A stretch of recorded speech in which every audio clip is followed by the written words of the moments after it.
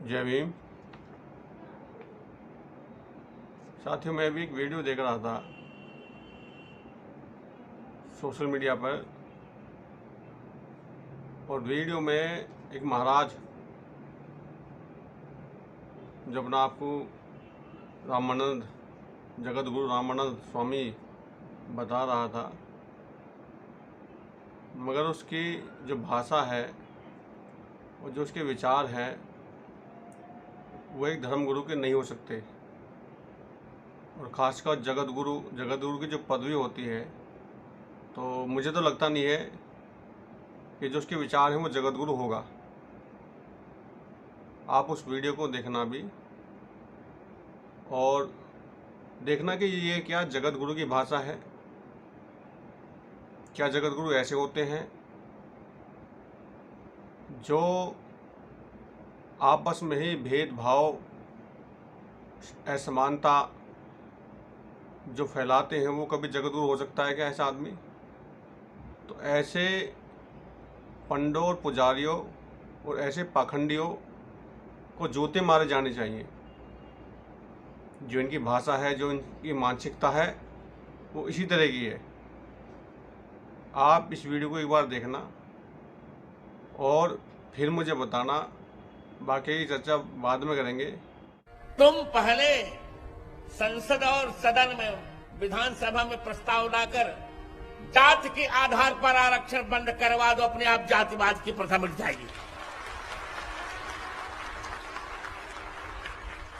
अपने आप मिट जाएगी। आरक्षण होना चाहिए आर्थिक आधार पर। कितना आरक्षण बढ़ाते जाओगे? हम तो यार ऊब गए। अब तो सवर्ण होना भी पाप है।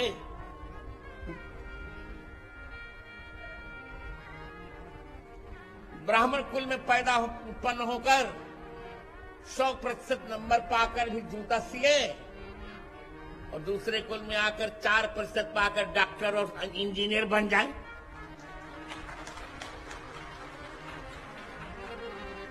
ये तो प्रतिभा का अपमान हुआ। हमारा कितना मुंह बंद करोगे? मैं अपने लिए भी कह रहा हूं, छिपा ले रहा हूं। मैं पहले ब्राह्मण हूं, जाओ जो कुछ करना कर लेना। मैं पहले ब्राह्मण हूं। ये रामानंद जो जगत गुरु बना बैठा है, और इसकी वीडियो आपने सुनी अभी, ये कह रहा है कि जो जातिगत आरक्षण है उसको बंद कर देना चाहिए। साफ साफ इसका जो कहना वो यही दर्शा रहा है। और दूसरी बात मैं जो बताना चाह रहा हूँ, क्या जगत गुरु को इस तरह की भाषा या राजनीति में आना चाहिए? या तो अपना चोला तार के राजनीति में आ जाए और फिर आकर के बात करे। अब तो जगत गुरु बन करके और भगवा चोला पहन करके जो तो बैठा हुआ है और इस तरह की भाषा का जो इस्तेमाल कर रहा है, क्या ये सही है? क्या किसी धर्मगुरु को ऐसी बातें कहनी चाहिए? भाई, तुम्हारे लिए तो सब बराबर हैं, मगर नहीं, जब तेरे जैसे धर्मगुरु के मानसिक में ही इस तरह की बीमारी घुसी हुई है, जो ऊंच नीच, भेदभाव, जातिवाद, धर्मवाद जिसके दिमाग में घुसा हुआ है, कीड़, गंदगी, गोबर, तो वो क्या धर्मगुरु बनेगा? तो मेरा कहना इसका मतलब ये कि अपना चोला तार करके राजनीति कर ले, चुनाव लड़ ले और अपनी औकात का पता कर लेना। तो साथियों, इसने कहा कि जो है आरक्षण को बंद कर देना चाहिए, और हमारे बच्चे 100 अंक पा करके भी सीए बनते हैं, और जो अदर कास्ट के बच्चे हैं वो सभी को कह रहा है, सुन लेना, वो खाली दलित को नहीं कह रहा, जो अदर कास्ट के बच्चे हैं, जो दलित, पिछड़े, आदिवासी, तमाम, और वो जो बच्चे हैं या छात्र हैं, वो लोग 4 अंक पा करके भी डॉक्टर बन जाते हैं, IAS IPS बन जाते हैं। उसके कहने का मतलब ये है कि वो बड़े पदों पे जाते हैं। अभी इसको समझ नहीं है। पहले तो वो यही देख ले कि जो जनरल कास्ट है, जो जनरल कास्ट का जो बच्चा होता है, और जो पिछड़े हुए समाज के बच्चे हैं, उनको आपस में कंपेरिजन कर रहा है। तुम्हारे पास तमाम सुख सुविधा हैं, तुम्हारे पास तमाम जो है संस्थान हैं, तुम्हारे लोग उनमें भरे हुए हैं, और तुम्हारे पास पैसा है, तुम्हारे पास सोर्सेस हैं, जब जा कर के तुम लोग 4 अंक लाते हो। और जो बहुजन समाज का बच्चा है, जो दलित समाज का बच्चा है, या पिछड़े समाज का बच्चा है, या आदिवासी समाज का बच्चा है, या अदर कोई और बच्चा है, वो उसके पास कोई सुविधा नहीं, उसके पास कोई सोर्सेस नहीं, उसके घर में खाने के लिए रोटी तक नहीं होती, और फिर भी वो बच्चा मेहनत करके, जी से मेहनत करके स्वंग पाता है। मगर जब उसको कामयाबी की तरफ जब जाता है वो, तो उसके साथ वहाँ भी भेदभाव होता है, क्योंकि वहाँ ऊपर लोग कौन बैठे हैं? इस जैसे माइंड के लोग ही बैठे हुए हैं। अगर हमारा कोई बच्चा स्वंग लेकर के वहाँ अपना एग्ज़ाम देता है, तो वहाँ वो लोग जाति का लेवल लगा करके उसको नीचे कर देते हैं, उसको डेमोलाइज कर देते हैं, और जो उनकी जाति के लोग हैं, जो उनकी जाति के बच्चे हैं, उनको वो कम नंबर पे भी उनको जो है नौकरी, ये तमाम चीज़ें मिल जाती हैं। तो ये समझ ले ये क्या कह रहा है। और आरक्षण कोई भीख नहीं है, और वो तो भीख तो तुम भी तो भीख ले रहे हो। तुम तो हमसे भी ज़्यादा भीख ले रहे हो। आज 10% ले रहे हो, 5% तुम सारे हो, और 10% भीख खाते समझ नहीं आई तुमको?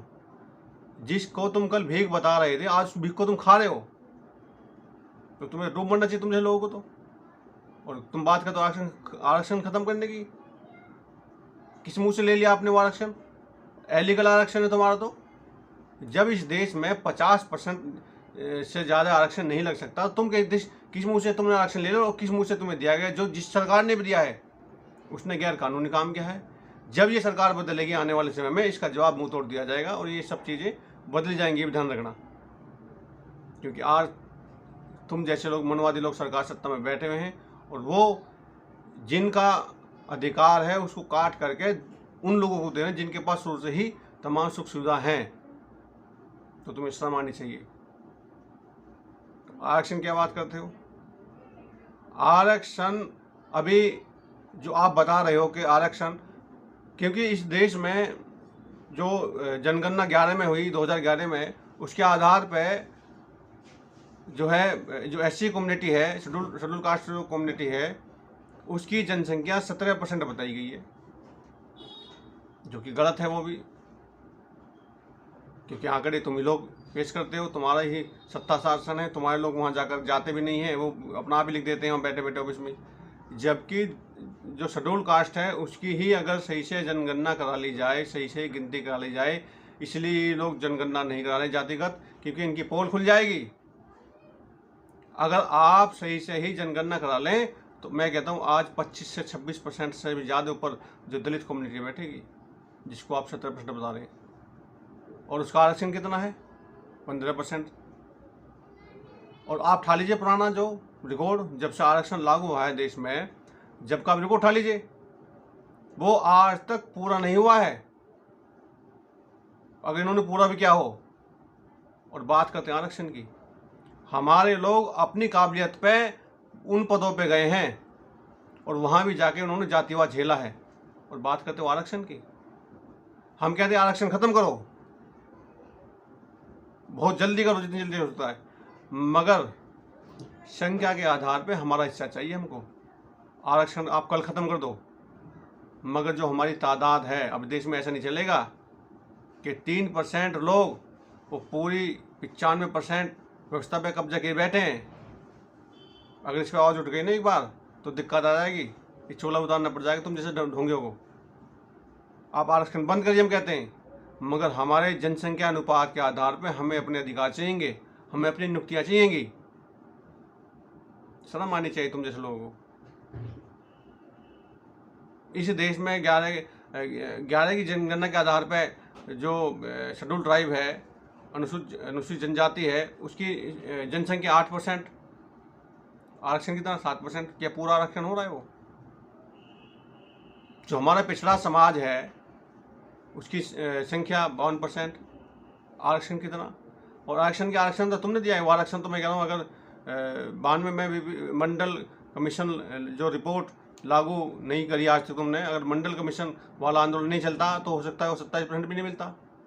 पिछड़ा समाज तो आपने बिल्कुल जीरो किया हुआ है, उसको तो इतना जो मंडल कमीशन आया था उसका विरोध पिछड़े समाज से ही करा दिया आप लोगों ने, जबकि उसका आरक्षण 27% आज तक मैं कह रहा हूँ उसका तो 2% ही पूरा नहीं हो रहा है। तो ये आरक्षण की बात हमसे ना करें तुम जय ढोंगी बाबा। अब तो हिस्सा बांटने का समय आएगा, क्योंकि अब लोग जाग चुके हैं। अब वो जमाना तुम्हारे वाला नहीं है जो पहले जमाना था। आज हर युवा के दिल में, हर समाज के युवा के दिल में आग है और अपने अधिकार लेने की आग है। अब ये पंडो पुजारों कहने में नहीं आएंगे ये लोग, वो समय जा चुका है। तो साथियों, ऐसे पंडो पुजारों में, और जो वो ताली बजाने में उनको देख रहा हूँ, उनको हंसी आ रही है मुझे। जो उस पंडाल में बैठ करके वो जो ताली बजा रहे हैं लोग, वो सारे शूद्री लोग हैं।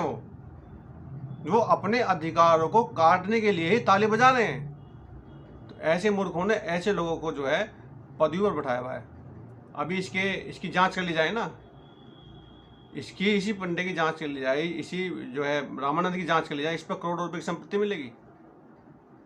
कहाँ से आई वो संपत्ति, कौन देगा उसका हिसाब? धर्म के नाम पे जो आपने अरबों खरबों रुपया अंदर किया हुआ है वो देश की संपत्ति नहीं है। एक समाज जो है आज रोटी के लिए तरसता है और एक तुम जैसे लोग रात दिन उसको जो है ऐसा आराम में उठा रहे हो संपत्ति को। वो किसकी संपत्ति है? इस संपत्ति का बंटवारा भी होगा, ये ध्यान रख लें ये लोग, ऐसे लोग। अभी तो बात अधिकारों को उठी है, आने वाले समय में आपको संपत्ति का जो बंटवारा भी करना पड़ेगा। 85% जो देश की संपत्ति है वो आप जैसे 15% लोग दबे बैठे हैं। और जो 85% लोग हैं उनके पास 15% संपत्ति है, उसमें भी आपस में लड़ रहे हैं। समय जवाब देगा आने वाले समय में। तो मैं खासकर अपने बहुजन समाज के खासकर युवाओं से कहना चाहूँगा, जो वर्तमान की नई पीढ़ी है, जो युवा है, जो 18 से लेकर के 30 साल तक का, 35 साल तक का युवा है, खासकर उनसे कहना चाहूँगा कि ऐसे पंडे पुजारी से दूर रहें, ऐसे धर्म से दूर रहें जो असमानता सिखाता हो, जो भेदभाव सिखाता हो, जो जातिवाद सिखाता हो, जो भाई भाई को आपस में लड़ाता हो। ऐसे समाज से दूर रहें।